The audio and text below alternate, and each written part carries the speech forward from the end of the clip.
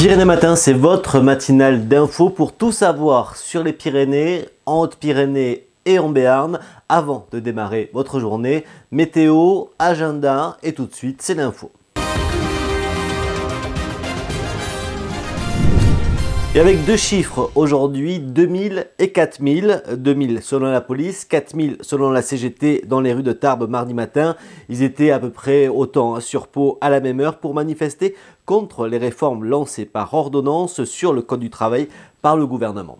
On assiste depuis des années à des remises en cause très importantes. Et là, je crois que c'est le pompon, puisqu'on va rétablir finalement la relation de gré à gré entre le salarié et l'employeur dans son entreprise. Et l'employeur aura toutes les possibilités de faire ce qu'il veut finalement, et y compris de pouvoir licencier en toute impunité. Donc pour nous, c'est quelque chose de très grave. Et on met ça sous l'égide de l'emploi, en disant que ça développerait l'emploi. Il n'y a aucune note économique, aucune expertise, aucune étude qui a une capacité de démontrer qu'il y a un lien entre l'emploi et la baisse des droits généralisés pour les salariés. Bien au contraire. Et aujourd'hui, ce qu'on a besoin, effectivement, c'est de jouer sur les investissements publics, sur la relance de l'emploi industriel. Et parallèlement à ça, les dernières annonces gouvernementales, c'est de se débarrasser notamment de participation de l'État qu'il y avait dans des entreprises stratégiques. Donc on voit bien que c'est finalement l'abandon de tout et laisser libre choix aux actionnaires de faire ce qu'ils veulent.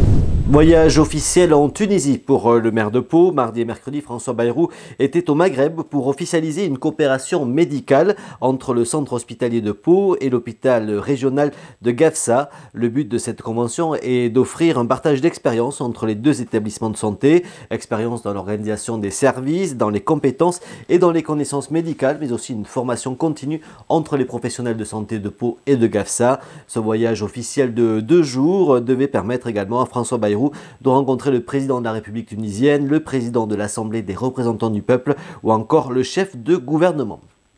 Et puis toujours sur Pau, notez que compte tenu des conditions météo annoncées pour ce jeudi soir, les concerts de l'été indé sont annulés. Prochain rendez-vous, ce sera jeudi prochain, le 21 septembre. Vous avez rendez-vous sur la place de la Déportation à Pau avec Bleu Toucan à 19 h et Keep Dancing Inc. à 22 h et sur le boulevard des Pyrénées à 20 h 30 avec l'électropop de Dual Split. La politique avec les 12 candidats aux élections sénatoriales dans les Hautes-Pyrénées qui sont sur le terrain pour tenter de convaincre les 850 grands électeurs des Hautes-Pyrénées. Parmi eux, Gilles Craspail, l'adjoint au maire de Tarbes et conseiller départemental. Il est aussi le président du parti radical valoisien et c'est sous cette étiquette qu'il porte cette élection aux côtés de sa suppléante non encartée, Marie Plane. C'est au plus près des territoires et des communes que Gilles Craspail veut inscrire son action s'il est élu le 24 septembre prochain. Je pense qu'il y a aujourd'hui un vrai enjeu au niveau des sénateurs sur les travaux qui vont venir au niveau du Sénat. En particulier, comme vous savez, le Sénat est l'Assemblée qui représente les territoires, particulièrement les collectivités territoriales et notamment les communes. Et aujourd'hui, on est dans une période où on a subi un ensemble de lois territoriales qui ont réorganisé le paysage, à commencer par la loi MAPTAM qui a instauré les métropoles, puis la loi NOTRe qui dans ces deux volets, le premier, le volet remise à plat des régions et puis surtout les intercommunalités ont un effet désastreux. Et donc je pense qu'aujourd'hui, il va y avoir un enjeu à la fois pour préserver les communes et les départements, mais aussi pour travailler sur les textes à venir qui vont être nécessaires pour rendre acceptable, adaptable, utile et efficace les collectivités territoriales que l'on a mis en place, surtout les intercommunalités qui aujourd'hui ne sont pas encore opérationnelles. Un combat entre le monde des métropoles et celui des territoires formés autant par la ruralité que par les petites et moyennes villes. C'est ce que pense et pressent Gilles Craspail pour les prochaines années. Il veut être le défenseur de la proximité et des moyens pour les communes. L'actualité culturelle avec le lancement de la saison culturelle de la ville de Tarbes ce jeudi soir au Théâtre des Nouveautés. La programmation théâtre, spectacle et concert sera dévoilée pour le théâtre municipal et pour le Paris. Avant de découvrir la pièce de théâtre, les règles du savoir-vivre dans la société moderne, ce sera en entrée gratuite. Mais si la saison culturelle démarre, l'été n'est pas encore terminé à Tarbes puisque l'American Saloon Country vous attend dès vendredi soir au parc des expositions de Tarbes durant 3 jours. Stage de danse country et rock, des concerts avec de grandes stars et de nombreux exposants vont donner des airs US à votre week-end. Pour que l'on parle de vous, c'est très simple, rédaction@pyrénéinfo.fr, c'est écrit ici. Toute l'info en temps réel, c'est sur pyrénéinfo.fr également via Facebook et Twitter, également Instagram. Ce jeudi 14 septembre pour la Sainte-Materne, il faudra ressortir les parapluies des averses dès le réveil et pour tout le département qui vont vous accompagner jusqu'au bureau ce matin.